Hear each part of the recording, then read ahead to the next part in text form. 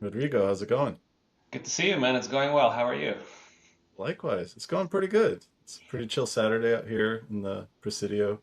Have you can see the backdrop is quite It's a pretty. beautiful day. So if you see my eyes wandering off to the side, you know what I'm staring at. Well, Yeah, I'm not gonna move the camera, but I have this similar thing going on here. So, yeah, yeah. Cool. So how have you been? I think we met one time in person. As I recall, we had a really good chat, kind of getting into startups and stuff. I think that sounds familiar. Yeah. I So think I that was remember being pretty opinionated back then. me, That's opinionated. me, Oh, you. me. Yeah. And that was being sarcastic. I am quite opinionated, especially about topics like startups.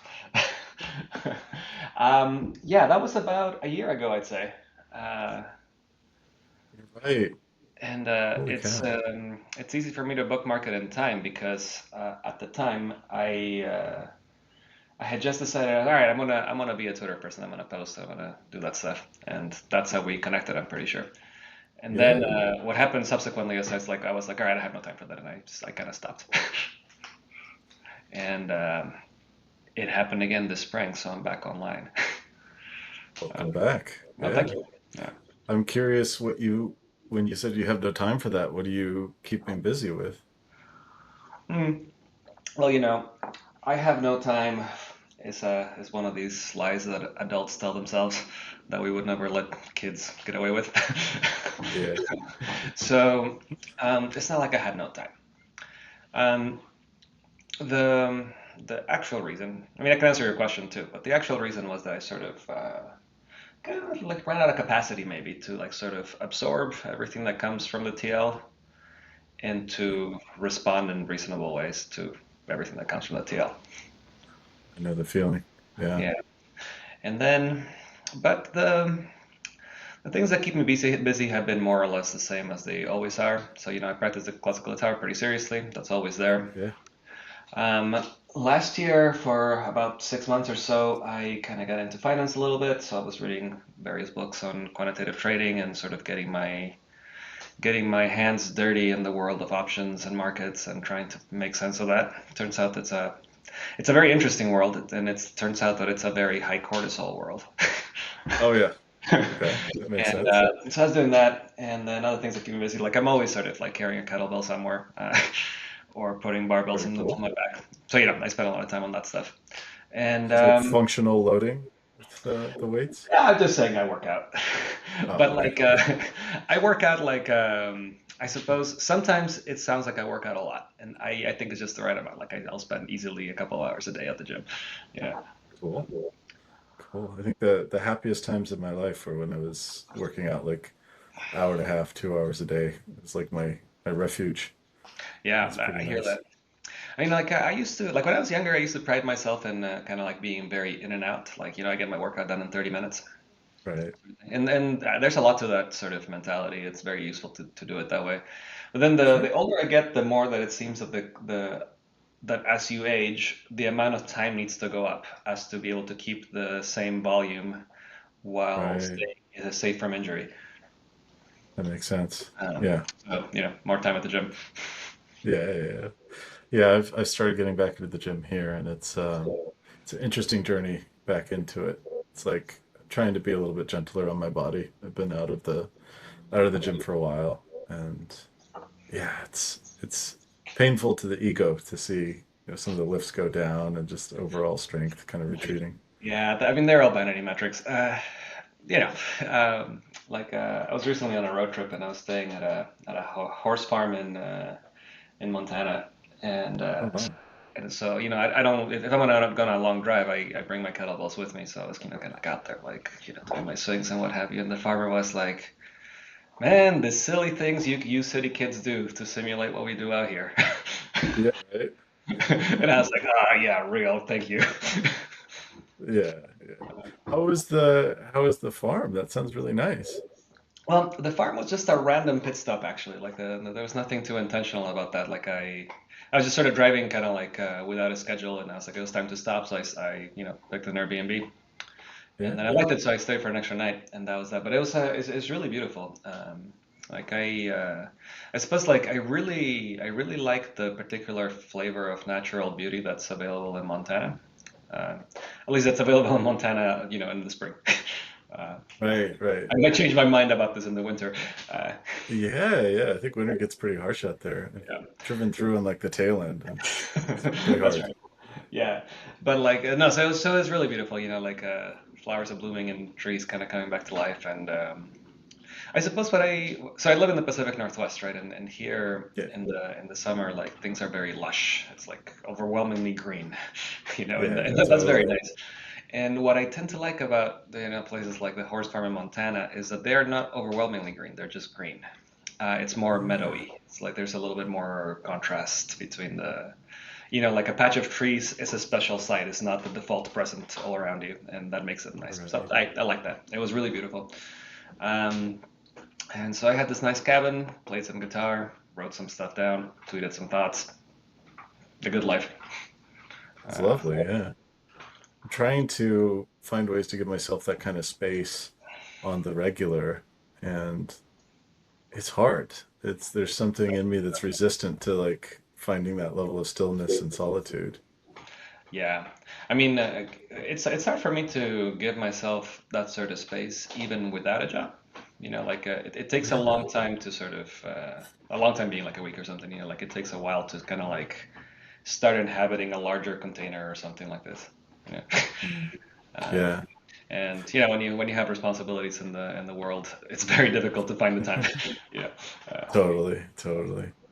Yeah, it reminds me, like in my case, it might not be the same experience for you, but in my case, like I was talking to a friend yesterday, just like right after lunch, and I went down, like I work in the Presidio as well, and so I went down just across the street. There's like this really big field, green grass and all that. I just laid in the sun, and I was like, oh my gosh, this is so relaxing. I just want to lay here for the rest of the afternoon.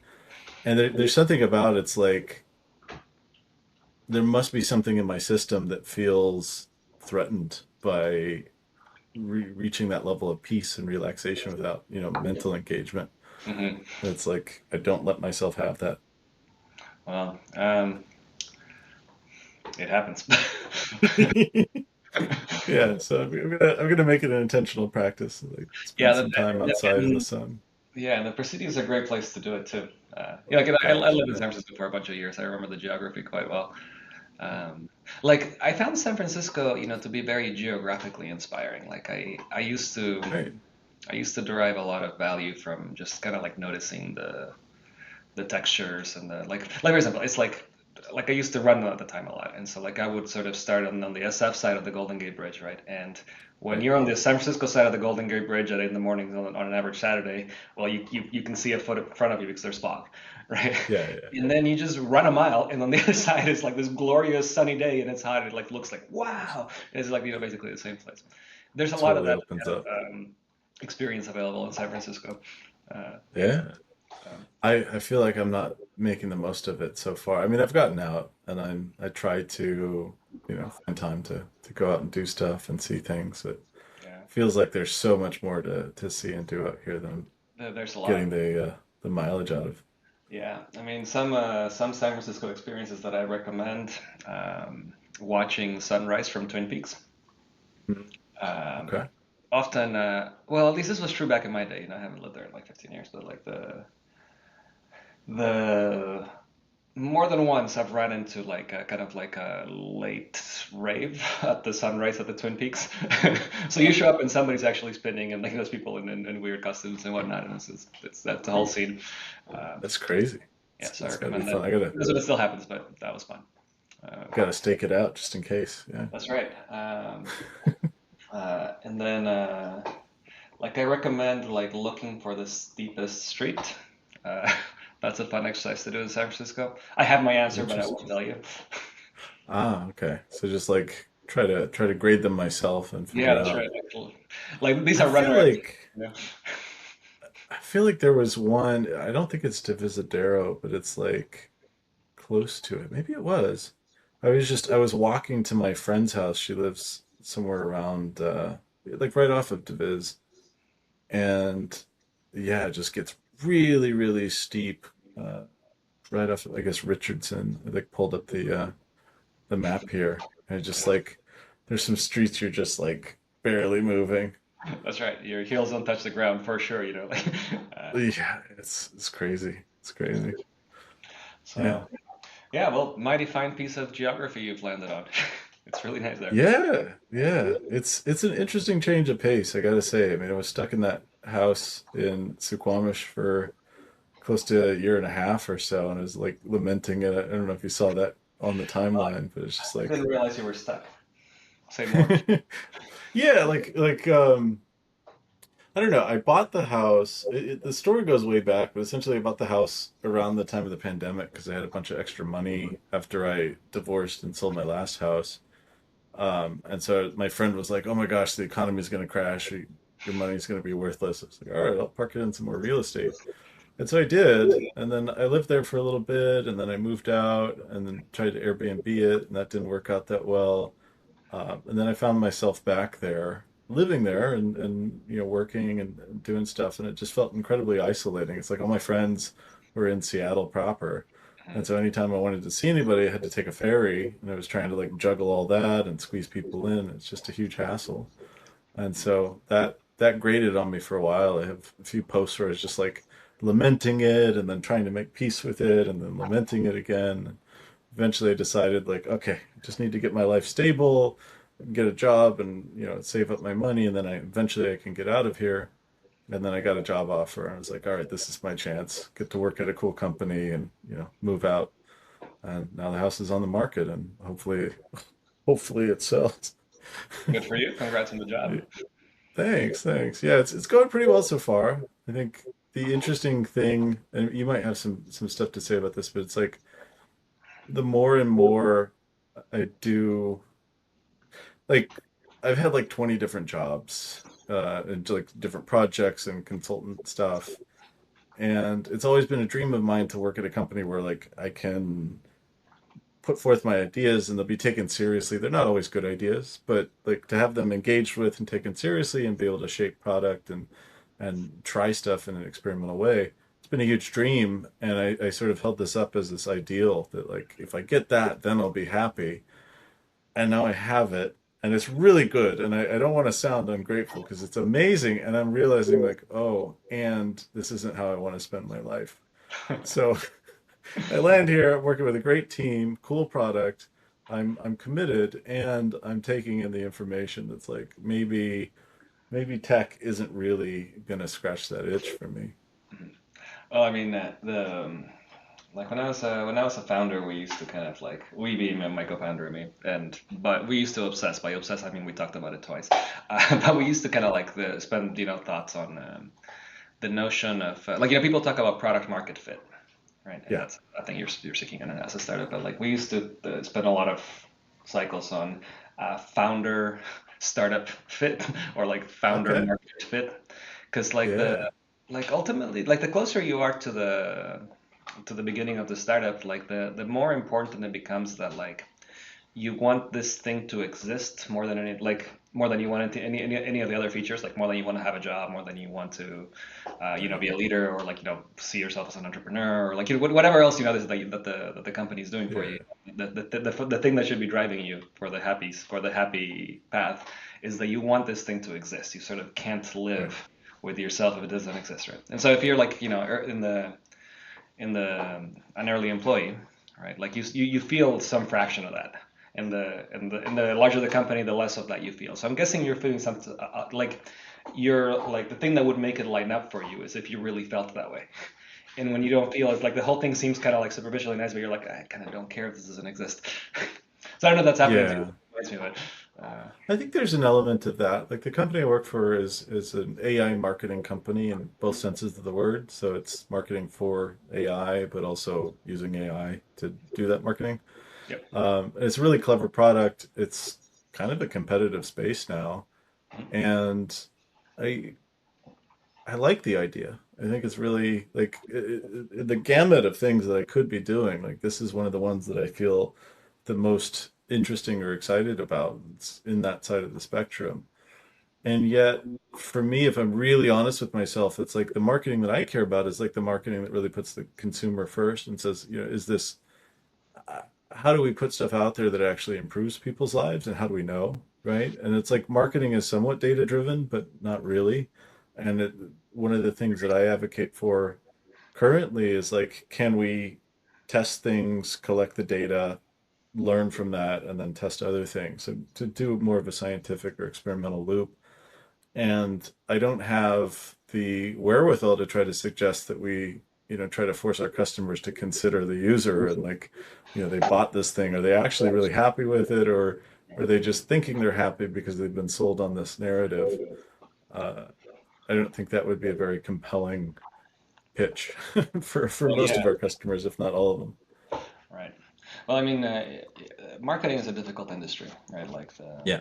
because like like if you want to approach it in a very humane way, like you're saying, you kind of sort of by definition can't scale it. Like I don't think Yeah. that marketing is inherently bad, which is kind of like what it's just sort of like Right. a common meme, right? I don't think that has to be true, right? Because Right. like we obviously like need to discover products, need to that like, if I find a better mousetrap and I have a mouse problem, I want to find it that this better mousetrap is as valuable to my life. So like marketing obviously does all that, right? But then there's this Right. thing like, it's not that you don't like sales, it's that you don't like being sold too badly. Yeah. And, Yeah. and I feel like a lot of marketing kind of falls in that category where like, you're just marketing to me badly, right? And then Yeah. and then it turns into, okay, you're doing it badly, and so you start sort of doing these sort of like adversarial hacks to make it a little bit better, right? Yeah. And it tends to be that those adversarial hacks are very legible, right? Right. Like, and so they lend themselves to experimentation, to trying this, trying that, and they can sort of drive metrics up. But like you sort of lose the fundamental value that you were creating for people, which is letting them know that this is potentially useful to them. Um, Right. and so, That's a good uh, point. but it's not like I have a good answer here. Like I think that the thing that makes me sort of optimistic right now is that the given that we can sort of produce code with so much more ease, right? Like I Yeah. think that we should be entering some kind of golden era of craft software, like sort of Right. like the things that you can do it like the things that you can do as a one person who codes are just blew up by a lot, right? Yeah. And often like the thing that makes marketing hard, the thing that makes sales hard, the thing that makes product development hard, and so on. There's some various things that are inherently hard about those things, but like one of the things that also creates the problems is that it's difficult to communicate vision, or like to communicate sort of details of product, details of marketing, right? And so Sure. like companies spend a lot of time just trying to align on that stuff. You go to a lot of meetings and stuff, and you do, and you end up doing a lot of work about work just to kind of like try to have some semblance of the same vision, and like it's still the wrong thing comes out, right? So now you don't have to do all Totally. that. Is my claim, right? Like you can just fit it all in one brain, and you're like, in this company, which is me, we market in Yeah. this way that this is humane to me and I can get behind.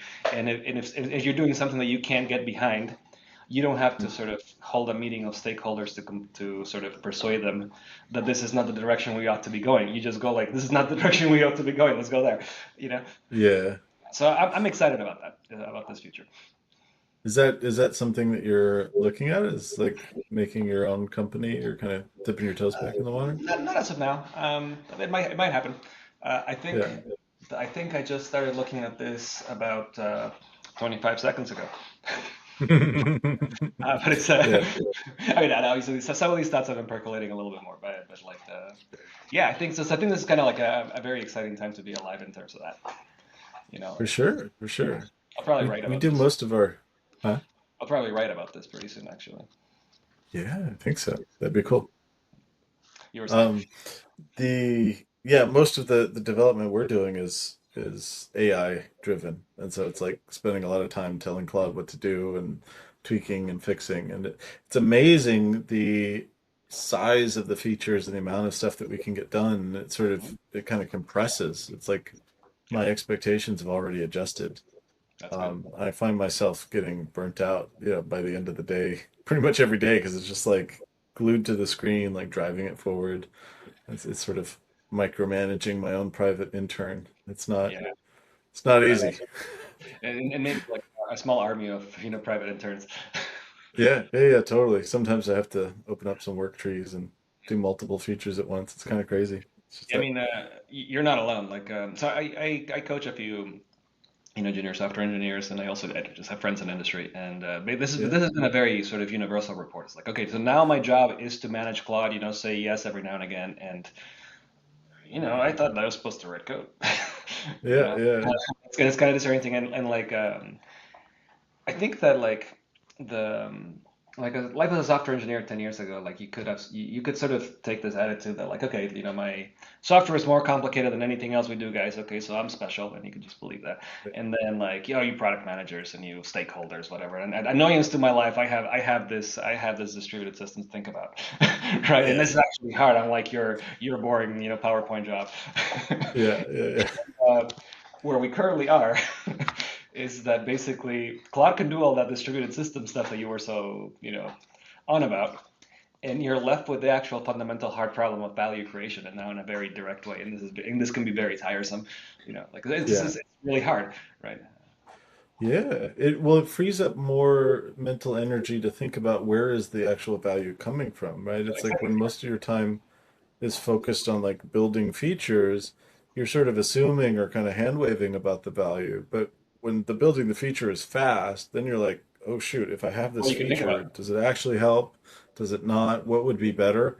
And I spend much more of my time in that loop. And it's like playing around with things that make things possible. It's like things are moving so fast. Mhm. It's hard to it's hard to even settle down on a certain idea of like, okay, yes, this works and this doesn't. It's like, oh, it works kind of, and there's like 20 more things to investigate about that, but I want to go on to the next feature, and Right.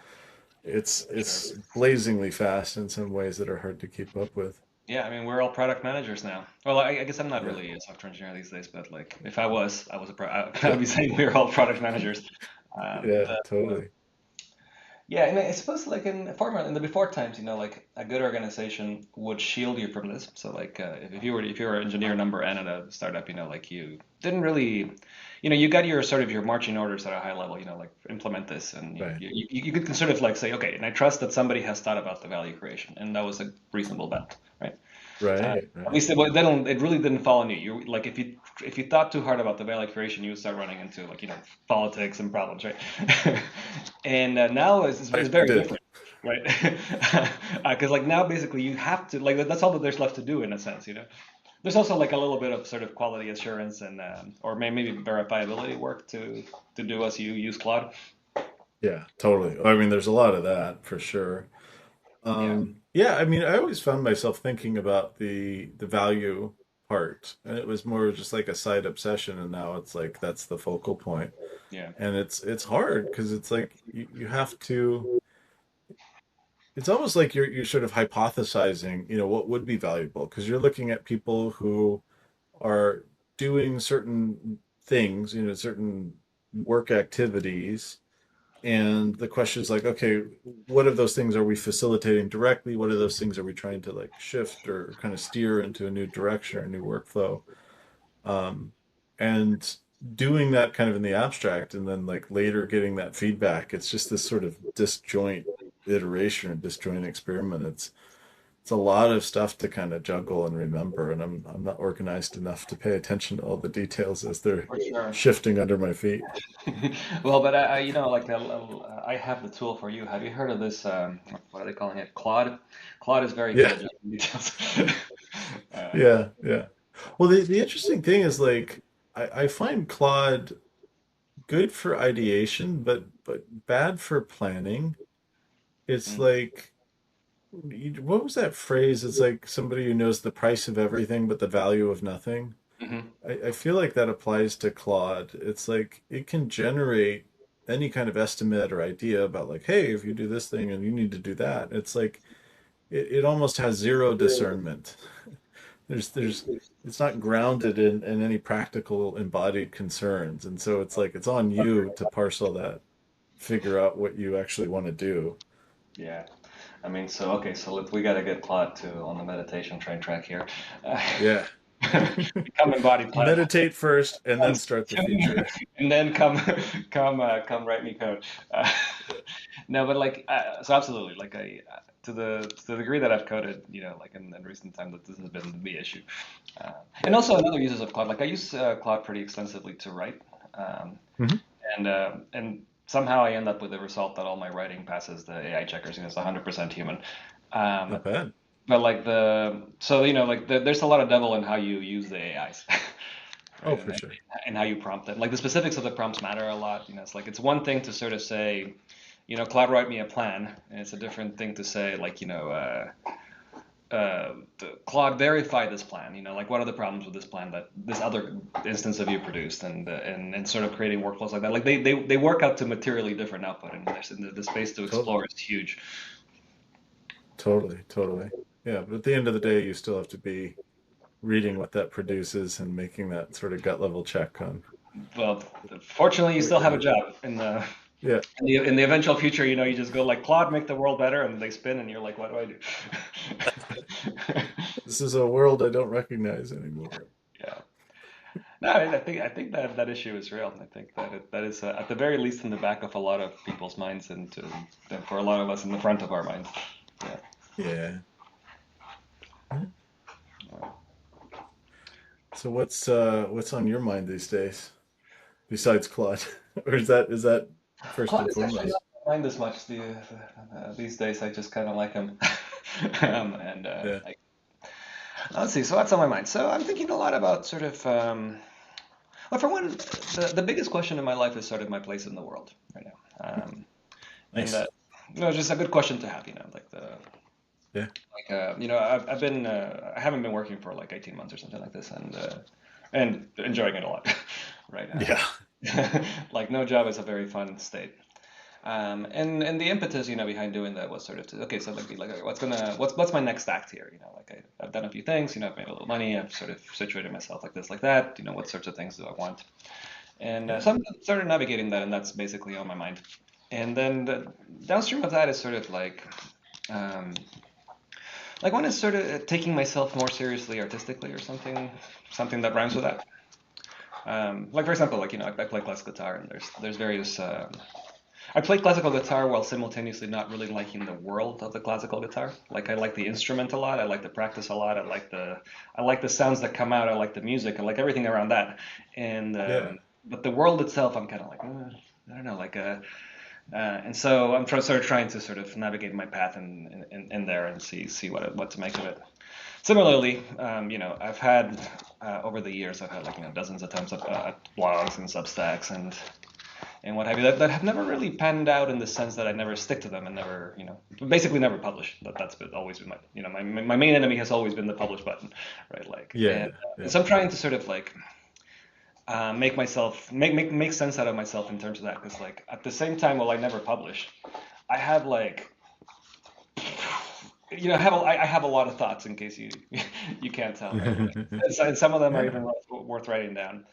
And so I'm sort Totally. of exploring what that looks like, like like do I want to add another voice? Like what does that voice say? And Yeah. trying to take a more I guess a more public approach to it. Like before, I sort of used to sort of get in my head and say like, okay, well, I'm gonna write a blog. What is my blog gonna be about? And then sort of Right. okay, and then sort of start designing the blog in my head really hard. It's like okay, it's gonna have a series of posts about this and then that, and then like what it amounted to is I never got it done right. Whereas this Yeah. time I'm I've just been like, there. okay, in my mind I write it down, and sometimes I hit publish, and this might end up incoherent to everybody else, and so be it, right? Yeah. And some I'm sort of playing around with that and kind of like seeing how these pieces fit, and Yeah. related to all that, also for a long time, without even realizing it, like I sort of like I've mentored and coached, many folks, and again I didn't Yeah. realize that I was doing it, like Yeah. it only became explicit that I was doing it more recently. And so I'm kind of like, Sure. well, is like this, and this is the thing I do effortlessly. Kind of like I didn't realize I was doing it, right? So it's like it's very easy for me to show up and try to download your problems onto my brain and try to put two brains on it. Sure. And so I'm exploring kind of like, okay, so is there paths for me that look, mentor shaped? Um, Yeah. and but the exploration is very uh, right now. It's mostly fog. I need to cross the Golden Gate Bridge and see it from the other side. Yeah. Jog across. Yeah. Yeah. But like I'm trying to sort of explore by doing as opposed to explore by thinking. Yeah. Like this is a thing that I've been bad at. Like explore by doing, like leave back breadcrumbs in the world, even if they don't amount Sure. to bread. Yeah. Yeah, yeah, totally. So what have you noticed, I guess, as you're diving into those things, like particularly with the blog? That sounds interesting. Yeah, Like, I mean, one of the things that has been very interesting about the blog is that um, um like I always say, if I ever want to amuse myself with my inbox, I can just look for the word stupid on the Gmail search bar, and some kind of correspondence will come up that it's interesting. yeah, And so, like as it turns out, um, I've done what now I recognize as a fair amount of writing, just over the process of writing about of communicating with friends and intellectual allies over email. right, And so I have a lot of right. one-on-one communication. But then when I look at my blog posts, I'm like, no wonder you weren't responding to my emails, because like they're actual blog posts. I'm like, like this wasn't intended for you. I was just sort of like spewing at you. Uh, And so I'm trying like what are the so that's been interesting to discover and sort of to appreciate like oh like part of my process is to actually talk to somebody and or yeah, kind of like do that which is related to the mentoring, right? So, oh like I do that pretty naturally, right? So these are maybe two facets of the same coin. nice. Yeah, And so I've discovered that, and that has led me to one, have a lot of drafts that are kind of like old emails, which has been good. Some of the drafts are actually pretty easy to copy and paste verbatim, so like that's already on the Substack a couple times, like where I just grab an old email and just sort of goes in the middle of a post or is a post, amazing. and that's been fun. And so it's been interesting to sort of see it from that perspective. Yeah, that's And what cool. else have I discovered? I think the thing, so yeah, this is actually kind of thing I was thinking earlier today. Like, there's this Naval bit or like a tweet or something he said, where he's like, it doesn't really matter what your kids are reading. It just matters that they are reading. Just give them Yeah, books. It's comic books, whatever. It's like, like it'll work itself out from there. Just make sure that they're reading. right. Right? Maybe he says that about you. It doesn't matter what you're reading. Just read books. Right? Yeah, And I've gotten a lot of exactly. mileage from that. So like, like earnestly sometimes I'm reading children's books, and earnestly sometimes I'm reading some kind of Yeah, like a treatise on epistemics or something, and like like I feel fine about this, and it's very sure. valuable, right? And I think there's something analogous, at least for me here, is like it doesn't really matter what you're writing, just be writing, right? Like Yeah, get in the habit of putting stuff down, and then get in the habit of publishing, little, at least a little, right? yeah, Uh, totally. Trying to kind of like tell myself things like that, and and above all, I'm having a blast doing it. Yeah, that's good. Yeah. I'll tell you another discovery about writing. So, I used to think that the way that become Scott Alexander or something is like you go and think real hard about something, and you're like, oh, I'm smart. Right. I update, and then you're like, okay, now, every day at 7 in the morning, I make myself sit at my keyboard and I just write, and like and you do that Hammer every it day, out. and at the end of the week you have a blog post, it's like, or whatever. But like, it doesn't matter what happens, you sit down at the keyboard and write, right? And it's a very sort of self-coercive kind of like, right? And I've tried to Yeah, implement that myself many times, and it never same, works, right? same. It never produces the blog posts, right? Now I don't know what Yeah. Scott does, but like what I discovered is that to a very uh, at the center of my creative process, there needs to be freedom and like the Mm, absence of self-coercion. And mm, so, in recent months, I've been doing this thing where I sort of declare a day on the calendar. Okay, this is a writing day. So Tuesday is going to be a writing day. And the things that I do is like I don't schedule anything. So that day I won't take meetings. There's no calls. I will do impromptu stuff. Like I might call my friend and be like, "Oh, or you have 10 minutes to talk," or like, "Can you come for?" Like I will do the yeah. impromptu stuff, but nothing pre-scheduled. Right? Like the calendar is empty. And uh, and then I just tell myself the intention today is to write, and that's it. And from there, I do whatever I want.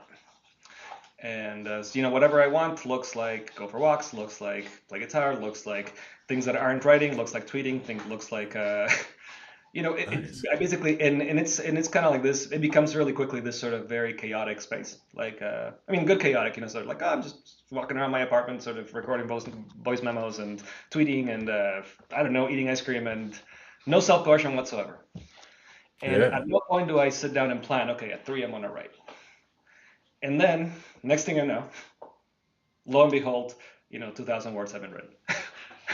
you Amazing. know, and with some coherence and stuff. And I'm like, okay, this is a crazy process. I need to do more of this. So I'm exploring doing a lot more of that. Yeah. That's cool. It sort of immediately makes me think like that approach would probably work for me. Like the way that I write, I write a lot of stuff and it's mostly like just self-oriented analysis. You've probably seen a couple of my things on the timeline. Um, but one thing I really struggle with, like I have in the back of my mind, and this is self-coercion, is like, oh, there's books I want to read, there's practice I want to do, I want to more intentionally practice with the guitar, and it just sort of hovers there in that space. It's like, oh, I'm gonna buckle down and do it. And I think what you're pointing to is like clearing out just a ton of space and letting, set the intention and then just letting, I hate this way of saying it, but like letting the body just sort of find its way to the page or the guitar or whatever it is. That's what it is. That's literally what it is. Yeah. Yeah. Yeah, and this I'm is gonna actually try so it. like one thing that I was kind of like I'm kind of on about these days is like Yeah. behind every should there is also a want. Yeah. And so like when these days when I catch myself thinking, oh, I should do this, I should pick up my guitar and do my scales, right? Yeah. I'm like, that's not a useful thought. No. Okay. So what is that I want, right? I Yeah. want to say I want to retain my technical proficiency in the guitar. That's the thing I want, right? I I think want, right? I want to go outside. I want to not be sitting down, right? I want and sort of I like think my immediately. I gotta pause for a second. I think my roommate's locked out. Give me one Oh one no. second. I'll be right back. So sorry.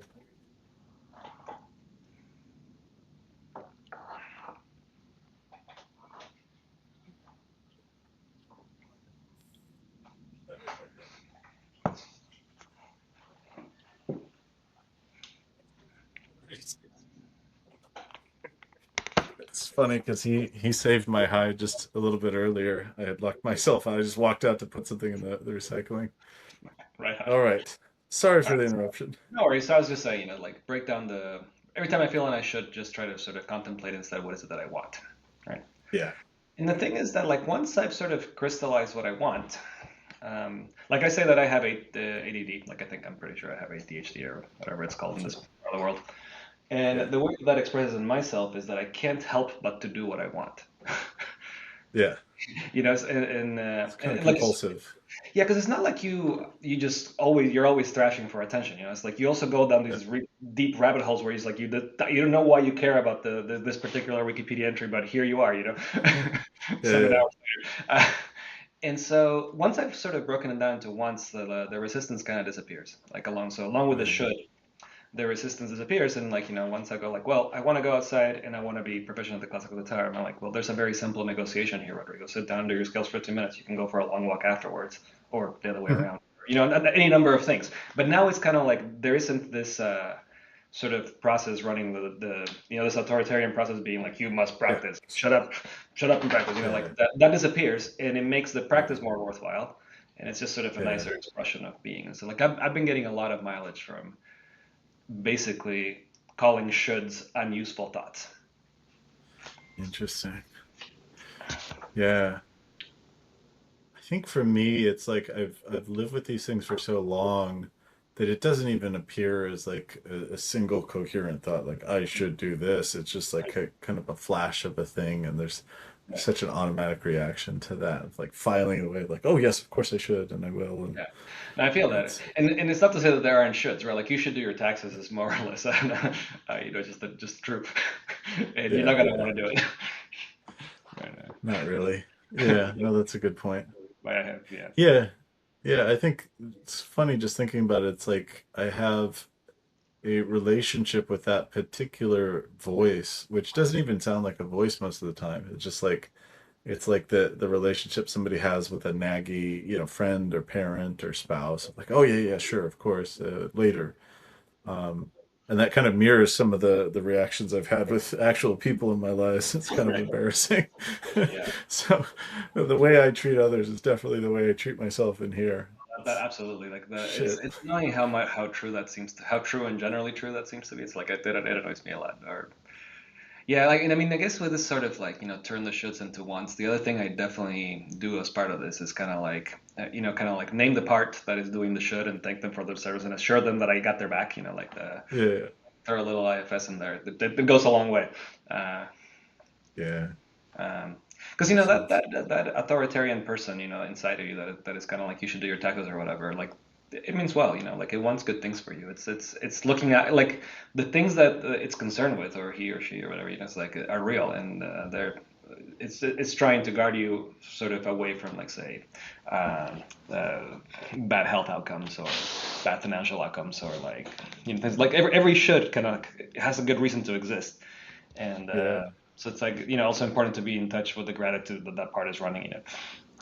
totally. I mean, I'm just having this realization as I'm considering the taxes thing of like sitting down. Like, there's nothing inherently that's like terrible about sitting down and doing the taxes, but there's got to be something in me that feels like either a mild degree of dysphoria doing that or a sense of like aloneness that it's like I have to carry this thing by myself and there's no one to like I think a lot of us end up wanting somebody they can just like complain to for 5 minutes and have that person be like, it's all right, you've got this. And Well, it's you like can get an accountant. yeah, not learning how to do that move for myself really has handicapped me in a lot of ways, I think. Yeah, for sure. Because it's like definitely wanting to be held in a lot of the discomfort. It's like it's not that I couldn't buckle down and push myself through it, but it's like something in me wants to be held in that, I think. Yeah, I mean, like the one thing that is very noticeable about the United States, so like I'm an immigrant, right? Like I grew up somewhere else, and like and I didn't really notice this right away. So this is kind of like a gradual realization, right? Like, but Mm. here we operate with this assumption that our problems, like asking for help, necessarily burden somebody else. Like we kind of have this sort of zero sum mentality around asking for help. If I'm like, Josh, help me. Can I vent to you for 5 minutes with my taxes? We have this notion, oh, I wouldn't want to put that on you. So you think twice. Yeah. Like right. Yeah. But I think in say when in South America where I'm from in Bolivia, like it's very different. Like we just kind of don't think those thoughts. It's like we burden each other all the time, Right, and right. and this makes for well, it's not just fun and games. It comes with complications, but it's a different social fabric, right, and less socially isolated, right? And so like a very poignant example here is that like so I want to be a dad and like I offered to babysit my friends' kids at every Oh, turn, right? And yeah, yeah. generally offers, can I babysit your kid? They're met with, no, it's okay, don't worry about it. We wouldn't want to do it to you. It's like, Right. and I'm like, We would wish this on our enemies. exactly, and they never take me up, right? And then my one friend went to, his sister had a kid in Australia, and Mm. his and his sister is, kind of like has a very sort of free spirited kind of person, has like odd jobs and sort of like a pieces together a life, kind of like by the seat of her pants, right? And they had a kid, and they're all out there in Australia by themselves, no familiar support or anything like that. And so my friend was like, "How are you doing?" And she's like, "Well, my friends come to visit, and now they visit, and the kids here, and they love doing it. It turns out, and it's just fun and Sweet. dandy." And Yeah. so like this, it's kind of like different social fabric. I like to see like the help is kind of more accepted, which in turn makes it safe to ask. Yeah. And related to this, I find that if I say, "Hey, friend, will you do me a favor of letting me spend time with your kid so that I can get Yeah. familiar, like so that I can get familiar with the process?" All of a sudden, they're Yeah. really happy to do it, right? Yeah. And so notice, but like that I could have had this sort of mentality where like I don't want to ask for help, and so I don't put that on you, right? Yeah. And I do, and I did, right? It's like like I don't want to sort of insert myself into your family without asking or whatever, or like in a bad way, right? And so Makes it's just sense. kind of like I think that there's like a lot for sort of tuning that down and sort of just being sort of transparent. It's like you can help me this way, and it doesn't have to mean that it might be just mutually beneficial. And even if it's not, that's okay. We're gonna have a long relationship, right? Yeah. Yeah. Um, so yeah, That's you can awesome. vent here if you need to vent about your taxes. Yeah. Well, yeah, the tax example is kind of hits close to home because I had to file an extension. I've been there. Uh, It's I think just this is the first time in it years that I don't file for an extension, actually. yeah, the long story is essentially that I've I didn't work for a while and I did like odd jobs and contracting and stuff and the records The records. I have to I have to fish out the records. I have no idea where most of these things are. So Yeah, I mean, it's gonna I be don't know if fun. this is a liberating thought or not about taxes, but like, it's an average that we have to do the taxes in America, right? Like because the government will do your taxes anyway. They have to check your work. I know that's the thing that drives me crazy. I requested transcripts from them with the Mhm. intent of like seeing what do you have, Yeah, and trying to double check.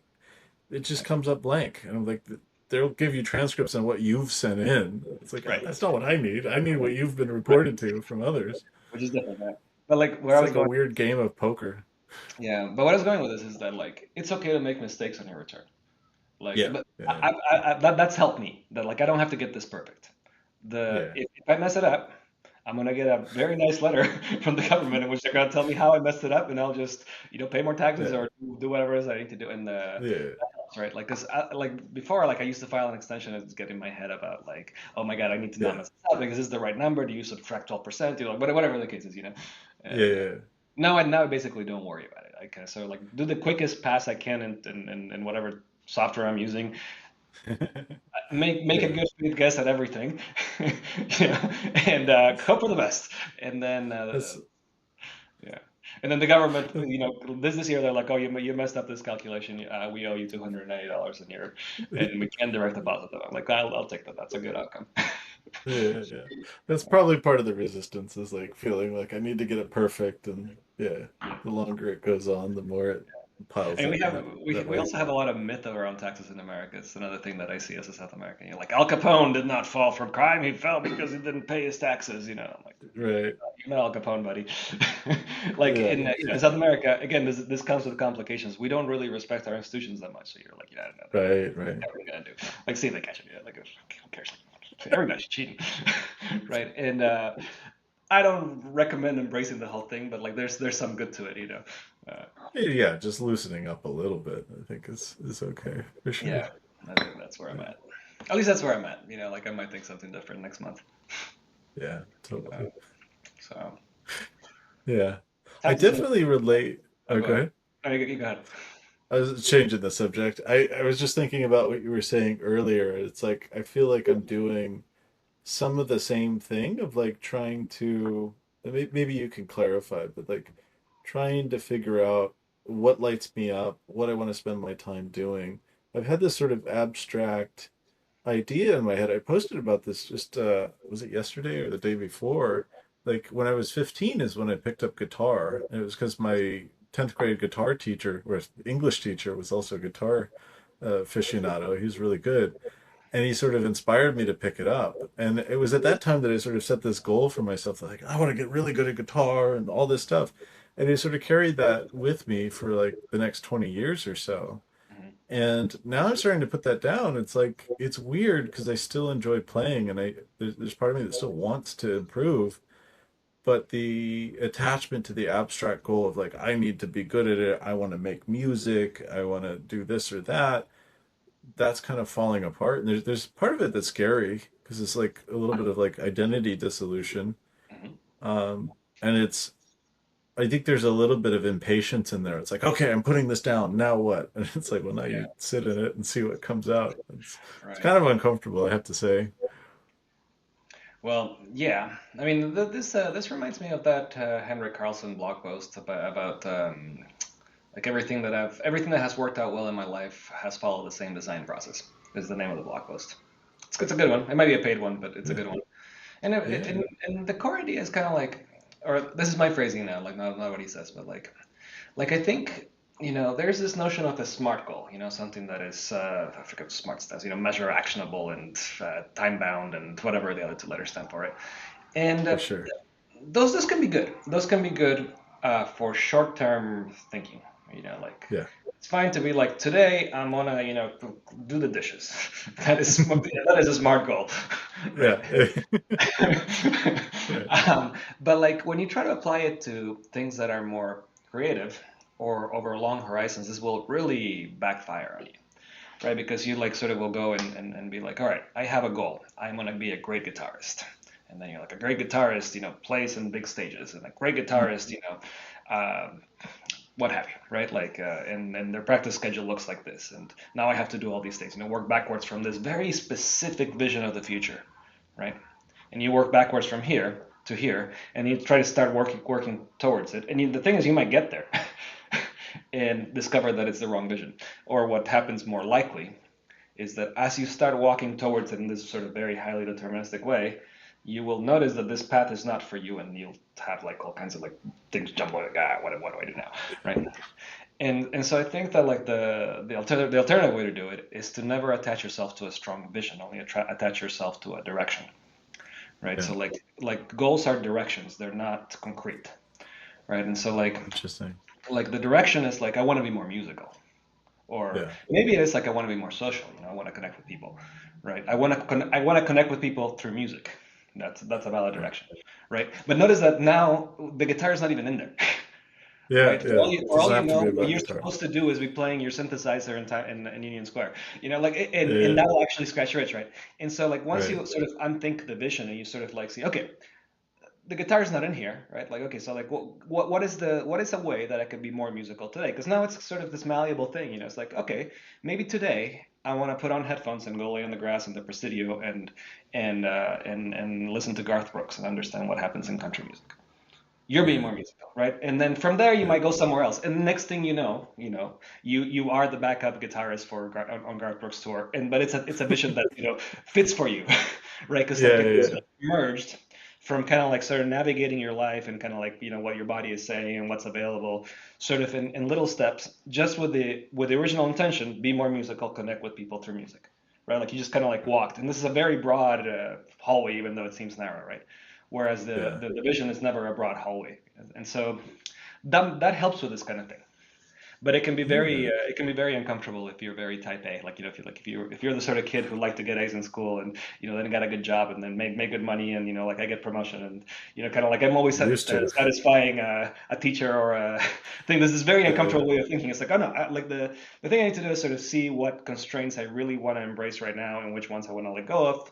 Focus on one you want to see more of, and then you start navigating from there. Like all of a sudden, Yeah. sort of like the creative possibilities start emerging. Yeah. Yeah. No, that So makes that's what I perfect think about sense. guitar.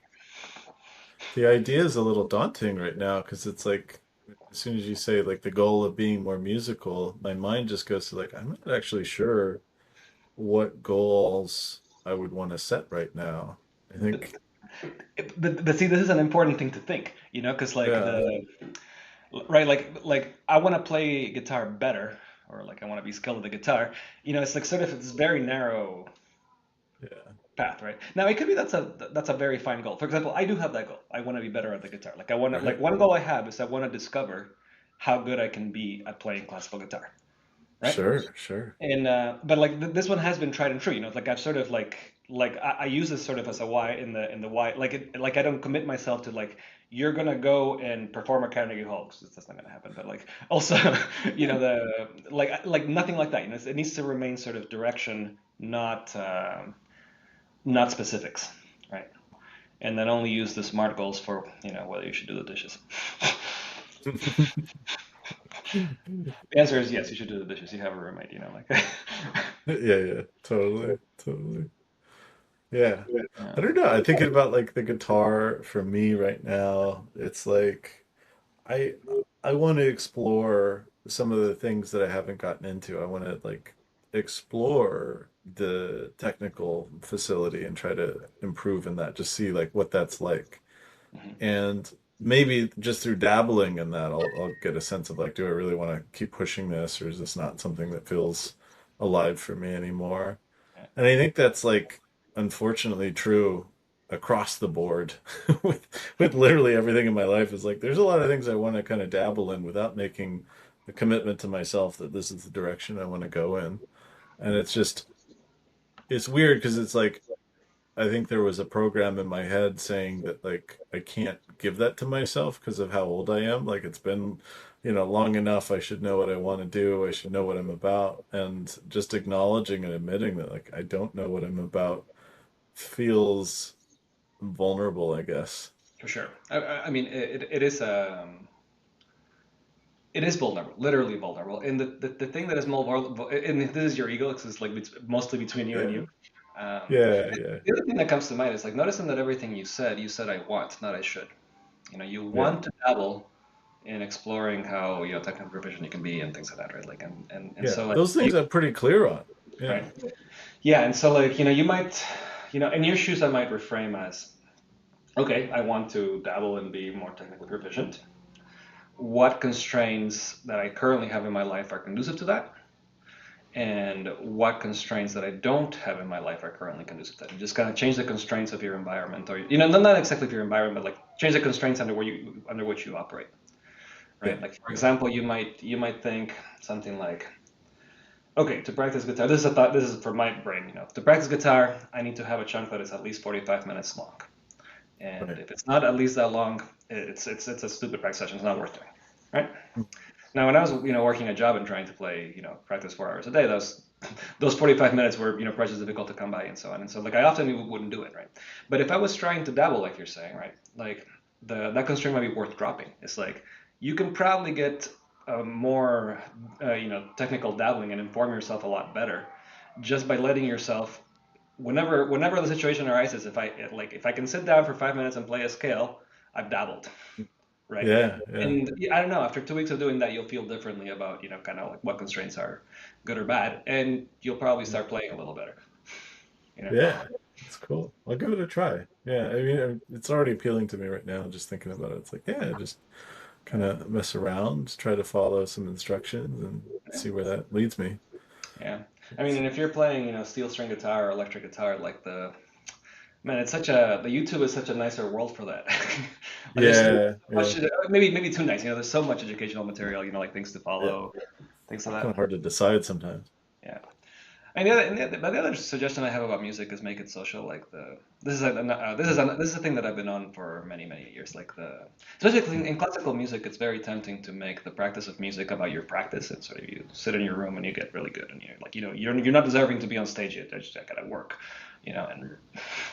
and but the ultimate point of music is this weird thing. Like the ultimate point of it is I make pretty sounds and stuff happens in your brain. It's Yeah, it's a yeah, social it's fundamentally a social interaction, right? yeah, yeah, Even if it's mediated by a lot of time and space, it's still kind of like, I do these weird auditory illusions and you get feelings, like that's what's going on.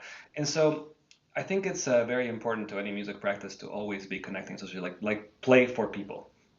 This doesn't have to be fancy. This doesn't have to be anything. You can go to Dolores Park and just play guitar for whoever else is there or for your party and so on. And like closing that feedback loop really changes kind of how you'll perceive practice or how you'll perceive the interesting. your technical ability will have a very Yeah, natural place to express itself, and so it becomes worthwhile. It's very easy to be like, oh yeah, I want to go practice now because I yeah, like because the hot girl like what I was doing, and it would have been better to do it better. you yeah, know, yeah, a lot of things ultimately come down to the biological imperative, but so be it. yeah, yeah. Well, I think the way that I like look at those things that you were talking about, the social fabric Mm, in South America versus here, it's like I'm very much looking at humans now as like even less technically, but more like actually as like part of this sort of larger organism. It's like I as I was like packing up and trying to sell all my stuff off and get out of Seattle, it was the most stressful experience of my life so far. The highest anxiety I've ever had because I was also like dealing with wow, relationship troubles. And so I scheduled two marathon therapy sessions with this random therapist. Turned out to be really helpful, really good. good. And one of the things he sort of prescribed for me was he was like, go out and have like real interactions with like the barista or the checkout clerk and like show up with them in conversation, like with your as much of your whole self as you can. I was like, well, why would I do that? Because I'm never going to see them again. Or then, maybe if it's good, I have this feeling like this felt obligation to like keep it alive. And he was like, dude, just practice. And I did. And like the very next day, or maybe even the exact same day, I talked to the U-Haul ladies and we had like a really good conversation. It was like actually real and deep. And then I was like, all right, now thank you so much. I'll see you later, and it just kind of unhooked something in me, and now I just see other people as like this sort of almost look at us as like amoebas, and we're in this sort of goop, and we can share the, the energy, the resources, the chemistry, and it's kind of a beautiful thing when you're, with people who are open to it in the same way. Absolutely, yeah. And so, yeah, the idea of like practicing and so you can play for people, it's like that actually is a part of the whole practice, the whole thing. Yeah.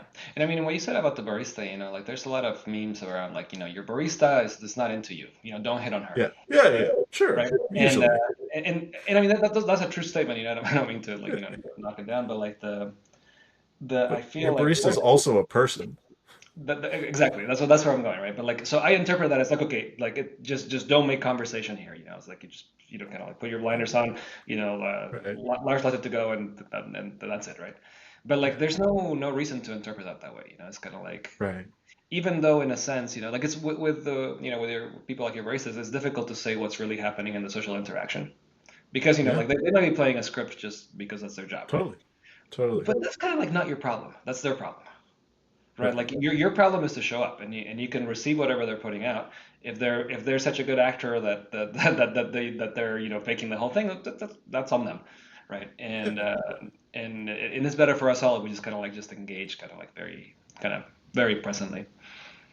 yeah. I think like there's levels of social attunement where you can kind of you either see that directly, or if they're really good at faking it, you have a really great fake-ish conversation, and then they're like, okay, we need to wrap this up, and I'll move on and do that same thing with the next person. Like, cool, I understand. There's a real person under there somewhere.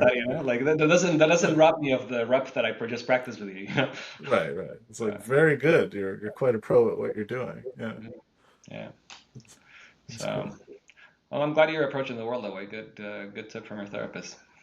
Yeah, no, he was very clutch for a bunch of different reasons, and it's definitely like that changed so much with such a little effort, a little bit of a change, and just kind of like interacting with friends a lot more now, a lot more openly. And again, like he'll be talking about their stuff, and I'll share some of my stuff, and we'll switch onto me, and vice versa. It just like it blurs the lines about like what's yours and what's mine. And so the thing you said earlier about like, oh, I don't want to put it on you, it's like that's not what's happening here. It's just it's coming up, and we're just interacting in that space, and that feels a lot more mutualistic, which is kind of where I want to live Yeah, I think most so. of the That's time. also where I want to live.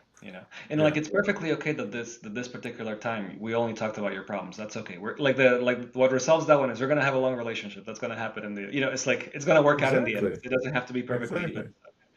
right. Yeah, It's like yeah, I mean one of these sort of things that I kind of like read and can't unsee.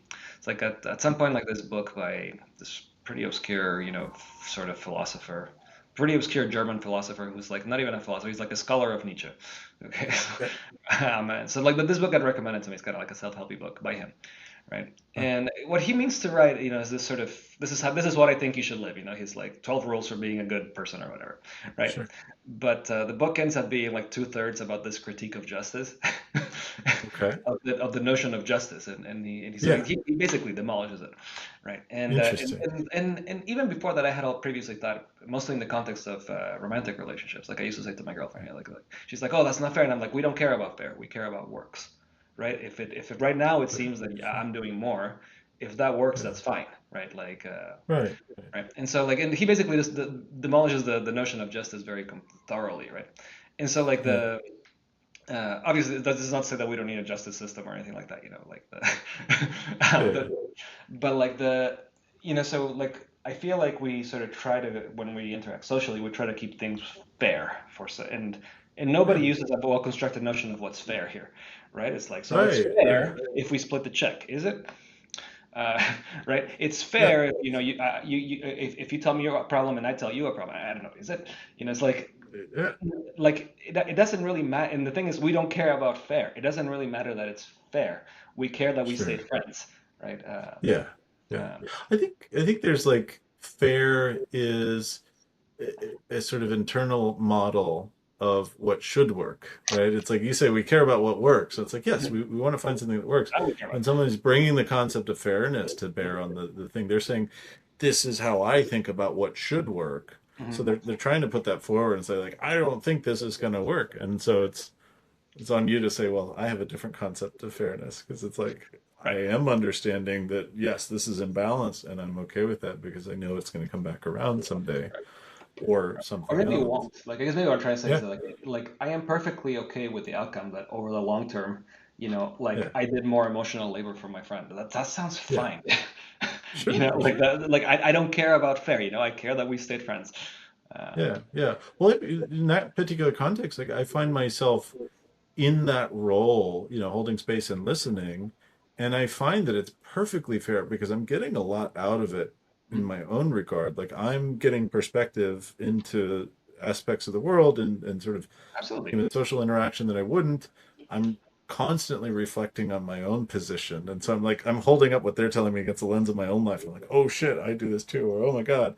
And so it's like there's plenty of like payment in there that comes back to me almost Absolutely. And immediately. it's sort So of like a I full walk fair around enjoyment. feeling, Yeah, it's yeah, like impossible to take account of all this. And this is similar to my yeah, example about babysitting the kids. It's yeah, like on the one hand, you lady that just had the twins, you probably can benefit from not having to hold the baby for a couple of hours, okay? absolutely. And you might be grateful for that. That's useful for you. But believe Yeah, me, it's actually incredibly worth my while to hold the twins for a couple of hours, you know. yeah. And so like But everybody wants it it, right? sounds like when you reframed it in that way and you were like, hey, I'm getting something out of this too, It like makes it easier. then she feels okay about it. They Yeah. feel exactly they She's like, but I think that's sort of like just sort of like a kind of like a cultural meme that is a little too present because like in right. principle it should Yeah. be the same thing to say, can I babysit your kids regardless of who thinks the favor is being done, like right? Like Right. we like I also feel like we shouldn't need to play the mind game of needing to reframe it. It's like right. Yeah. Yeah. And I think like in those particular instances,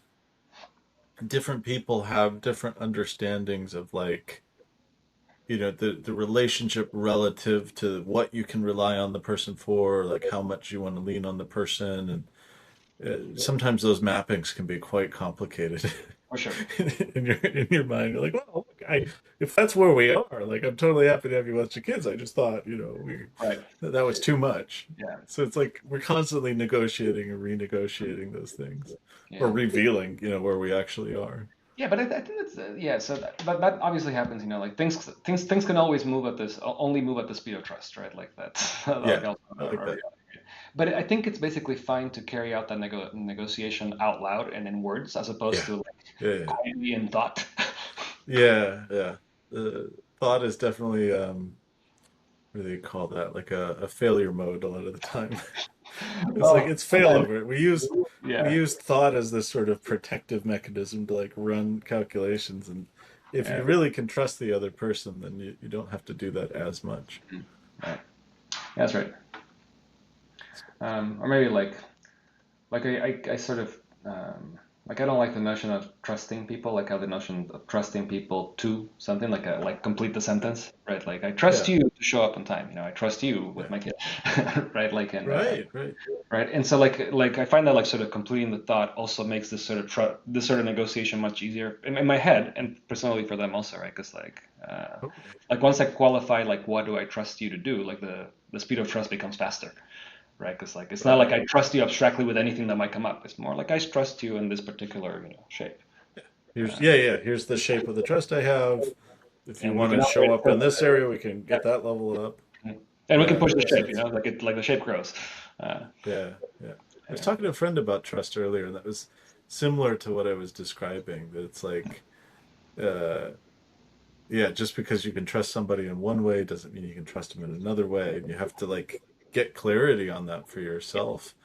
Otherwise, you're gonna ultimately run into disappointment when they don't show up to the level that you were expecting because you were just kind of naively Mhm. establishing one metric of trust across the board.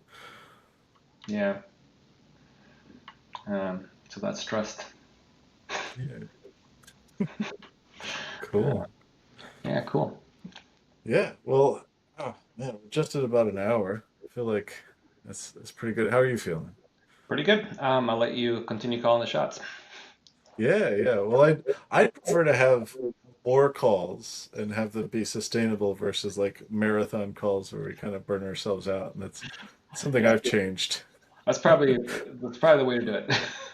over the years. Yeah, but I'm super grateful that you volunteered to join, and I really appreciate you for that. Right back at you. Thanks for doing this. Was a nice chat. Yeah, likewise. Cool. Yeah, Well, well, be well. I yeah, likewise. Have a good Saturday. I'm gonna go enjoy the outdoors a little bit. Enjoy. All right.